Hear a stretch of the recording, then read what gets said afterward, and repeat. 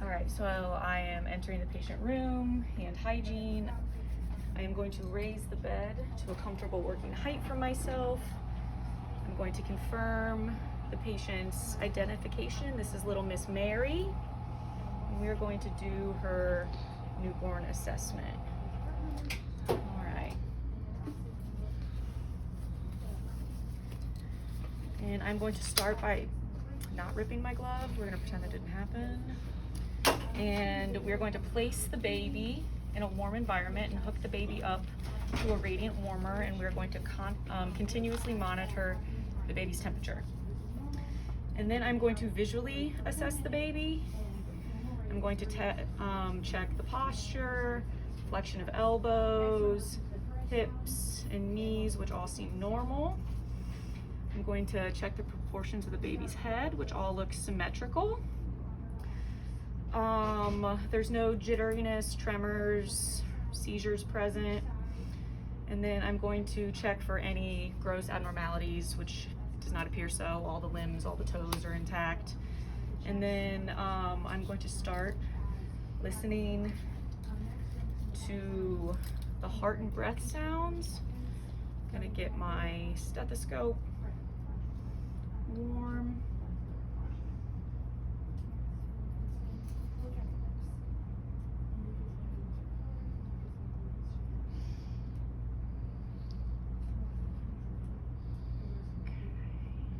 Then I'm going to do this for a full minute. And the normal range is 110 to 160.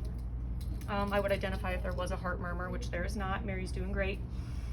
And then I'm going to check the brachial and femoral pulses. I see that Mary's breathing. She's doing really well. Okay, now I'm going to take her heart rate for a full minute.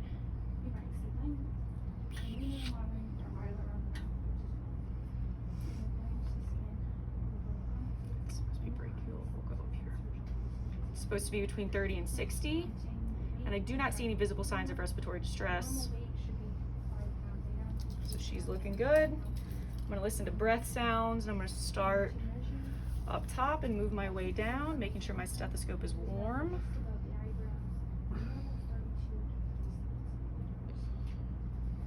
And I'm comparing bilaterally to make sure that everything is clear. I'm listening for adventitious sounds. Then while I'm here, I'm going to listen to her bowels in all 4 quadrants. Everything sounds good. We've got some active bowel sounds. Great. And I'm looking at her lips and mucous membranes. They are looking nice and pink. All right. Now I'm just looking at her skin color. Jaundice is normal, not overly concerned unless that exceeds 2 weeks, but there's none present, so that's awesome for us. The hands and feet are fine. All right. Now I'm just assessing her skin. It should be smooth with no cracks or any sort of trauma present. And we would see birthmarks at this time. And then I'm also going to assess turgor by pinching the side of her stomach, under her arm right here, and it should return to normal immediately, go back into place.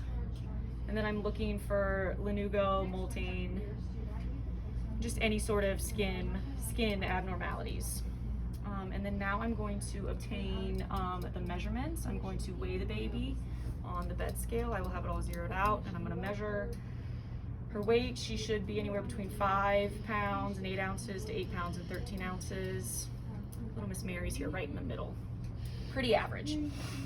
The next I'm going to do is I'm going to start taking measurements of the head from the top of the eyebrows around. And the normal is 32 to 37, and then chest measurements. Normal is 30 to 35. It tends to be 2 to 3 centimeters smaller than the head. And then the length is measured from the top of the head to the heel. She's a tall little lanky baby. The average is 42 to 48. It is 48 to 52 centimeters.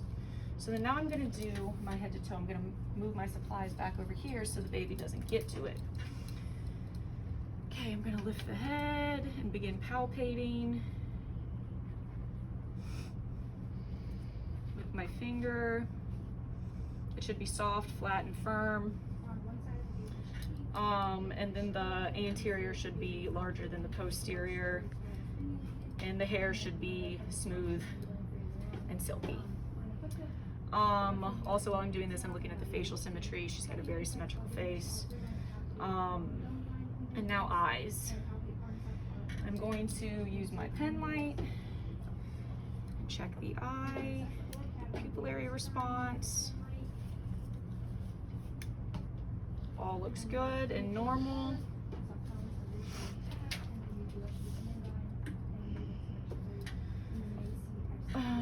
And then I don't see any signs of discharge around the eyes or jaundice or anything like that. The next I'm going to evaluate the ears. So I'm going to draw a line from, our ears are a little anatomically different, but from the pinna.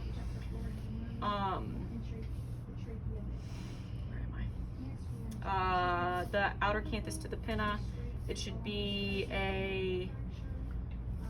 even at this line. And then I'm also checking for lesions, and then I'm going to pinch the ear and it should return to place. And then while I'm doing this, I'm gonna clap next to the baby, and the baby should respond in some way, either by blinking or crying to the loud noise, and I'm testing hearing. The next, I am going to look at the nose, and this, the nose being symmetrical, and I'm going to check patency by plugging one nostril on each side. Babies tend to be nose breathers, and the mouth would be closed while I was checking the nose. So now I'm going to evaluate the rooting reflex. So I will stroke the cheek or touch the side of their mouth, and they should open their mouth and towards that direction that I am touching. And the tongue should be freely moving while I'm doing this. And then I will evaluate sucking. I will put a finger in the mouth to check the sucking reflex, and I will palpate along the gum line. And while I'm here, already in the mouth, I will check the mucous membranes to make sure that they are pink and soft, which they are. And the uvula should be midline. And I may see Epstein pearls, which are small white dots, and that is a normal finding at this point. The neck should be short with a lot of folds. I'll separate the folds to make sure there are no abnormal findings there. If there are any masses, I will palpate those, which there are not. And then I will check the range of motion by turning the head completely around, and that the trachea is midline. One of the biggest things we need to watch for is a clavicular fracture during birth. So I will check to make sure that that is not present, and it should be straight. And there's a lump if there is a fracture, which she looks good, no fracture. All right, and then I'm going to evaluate her chest. The areola should be full. I'm going to measure. They should be between 5 and 10 millimeters. And I want to make sure the nipples are symmetrical. The abdomen is next. It should be round and relatively large, depending on the size of the internal organs. And then the umbilical cord should be pale yellow after we're finished, the birthing process. And there should be 2 arteries and 1 vein. And then I'm going to palpate, and I'm moving counterclockwise.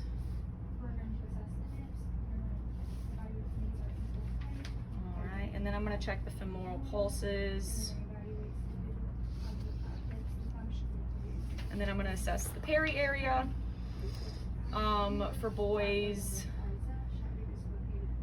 the scrotum should be dark pink.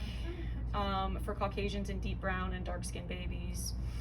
I will palpate the testes, which Mary's a girl, but if she were a boy. They will be descended by 40 weeks, so full term. And then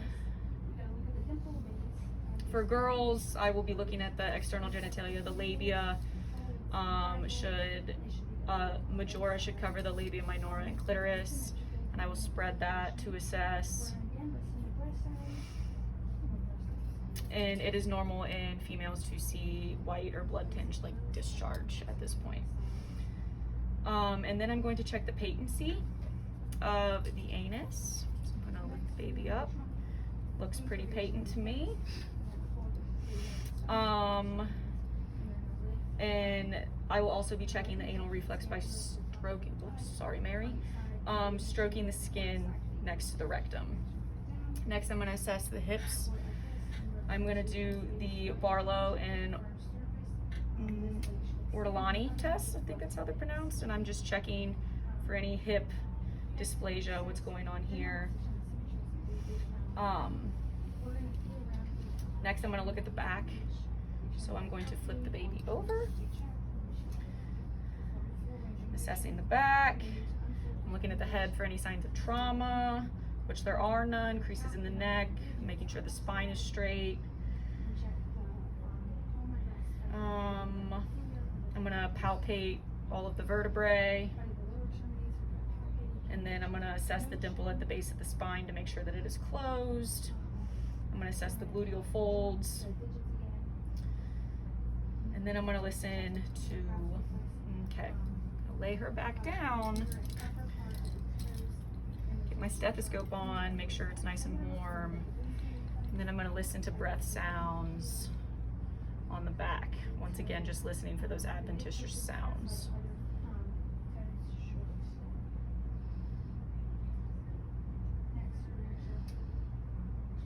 She sounds nice and clear.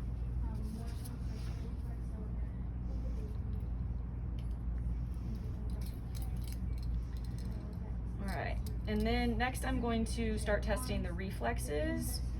So the stepping reflex, I'm going to lift the baby up and we're going to mimic taking steps. And then while I'm doing this, I am assessing just general muscle tone, making sure everything looks good and there's no abnormalities. I'm also checking range of motion, which we've also looked at as we've gone through. We might have to unfold the hands to count all the fingers and all the toes to make sure everything looks good there and that there's range of motion there. And then I'm going to test the grasp reflexes, and I'm going to put my finger at the bottom of the foot to check the check the plantar grasp reflex. The toes should surround my finger when I do that. And then for Babinski, I will stroke upward from the heel to the toes across, and it should make a C shape. And then I'm assessing the feet while I'm doing this. And then the Moro or startle reflex, I'm going to hold my baby here and kind of drop it to make sure that they have, not really drop it, but imitate the motion of dropping it to make sure that they have that Moro reflex. And the baby is 1 day old and has had one wet diaper so far, which is expected. The urine is a brick dust in color. Intake and output are being monitored by weighing the diaper, and then subtracted dry diaper weight to wet diaper weight to obtain the complete output. And then we will continue to monitor this little one.